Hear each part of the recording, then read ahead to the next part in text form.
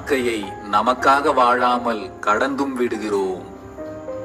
நீங்கள் கவலையில் இருக்கும்போது உங்கள் மனதுக்கு பிடித்தவர்களோடு சிறிது நேரம் உரையாடுங்கள். பிடித்த ஒருவரின் உரையாடல் நமக்குள் இருக்கும் கவலைகளை மறக்க வைக்கும்.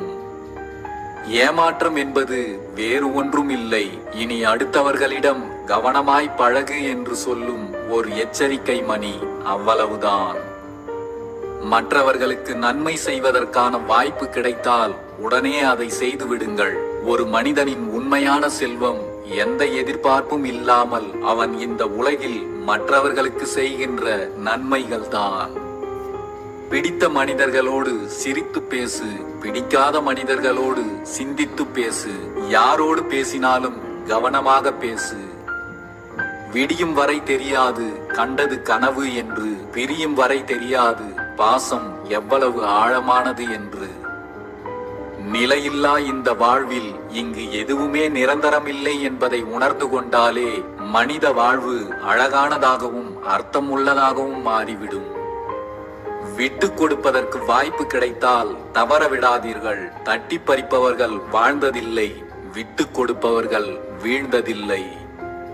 கடவுள் ஒருபோதும் நம்மை தண்டிப்பதே இல்லை, நாம் செய்த வினைகள்தான் நம்மை தண்டிக்கிறது. நீங்கள் செய்யும் செயல்கள் மற்றவர்களுக்கு நன்மையை தருகிறதா தீமையை தருகிறதா என்பதில் கவனமாக இருங்கள். நீங்கள் இன்று விதைப்பதைத்தான் நாளை அறுவடை செய்ய போகிறீர்கள். என்னதான் அன்பை அளவில்லாமல் வாரி வழங்கினாலும் சில தருணங்களில் இவர்களோடு பழகாமலே இருந்திருக்கலாமோ என்று நினைக்க வைத்து விடுகிறது சில உறவுகள்.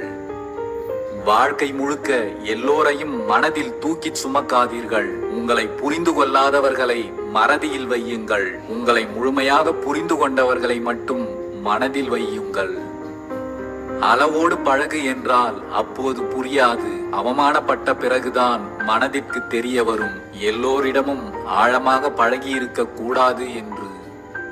அரவணைப்பும் ஆறுதலும் இல்லாமல் அனாதையாய் திரிபவர்களை அப்படியே விட்டு விடுங்கள்.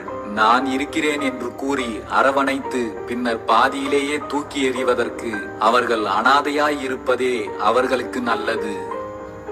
ஒருவரை மனதால் காயப்படுத்தி அழ வைத்து விட்டு இன்னொருவரை சிரிக்க வைத்து சந்தோஷப்படுத்தும் மனிதர்கள் எப்போதுமே எவரையும் நிரந்தரமாக நேசிக்கப் போவதில்லை என்பதை தெரிந்து கொள்ளுங்கள்.